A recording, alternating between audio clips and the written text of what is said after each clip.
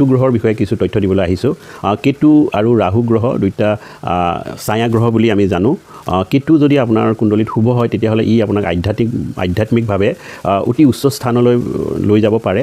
কেতু যদি শুভ হয় তেতিয়াহ'লে আপুনি হিডেন প্ৰপাৰ্টি কিছুমান পাব, আৰু কেতু যদি শুভ হয় তেতিয়াহ'লে ই আপোনাক তন্ত্ৰ মন্ত্ৰ আদি মিষ্টেৰিয়াছ বিদ্যাবোৰত আপোনাক অতি পাৰ্গত কৰি তুলিব।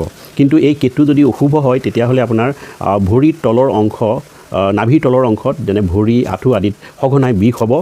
তলৰ পেটৰ infection, lower abdominal infection, urinary tract infection, kidney disease আদি আপোনাৰ শৰীৰত দেখা দিব।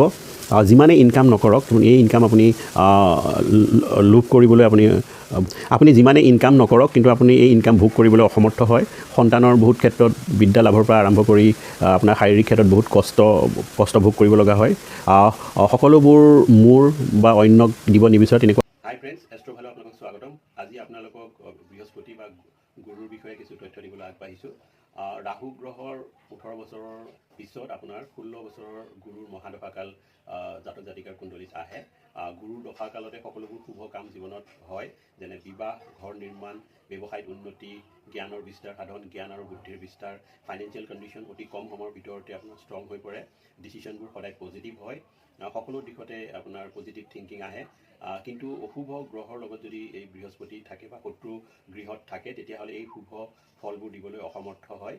জাতক জাতিকাৰ জ্ঞানৰ এক্সপানশ্যন, বিস্তাৰ আদি মানুহৰ মৰম সন্মান আদি বুটলিবলৈ সক্ষম হয়।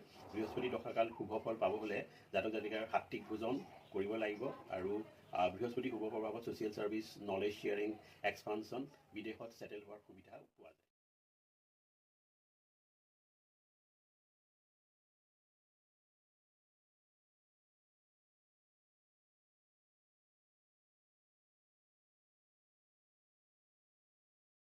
কেতু গ্ৰহৰ বিষয়ে কিছু তথ্য দিবলৈ আহিছোঁ। কেতু আৰু ৰাহু গ্ৰহ দুইটা ছায়া গ্ৰহ বুলি আমি জানো।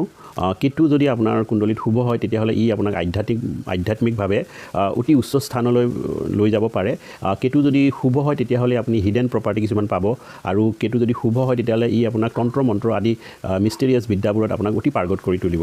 কিন্তু এই কেতু যদি অশুভ হয় তেতিয়াহ'লে আপোনাৰ ভৰিৰ তলৰ অংশ, নাভিৰ তলৰ অংশত যেনে ভৰি, আঁঠু আদিত সঘনাই বিষ হ'ব। তলৰ পেটৰ infection, lower abdominal infection, urinary tract infection, kidney disease আদি আপোনাৰ শৰীৰত দেখা দিব।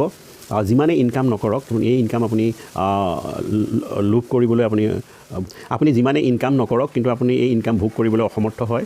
সন্তানৰ বহুত ক্ষেত্ৰত বিদ্যা লাভৰ পৰা আৰম্ভ কৰি আপোনাৰ শাৰীৰিক ক্ষেত্ৰত বহুত কষ্ট ভোগ কৰিব লগা হয়।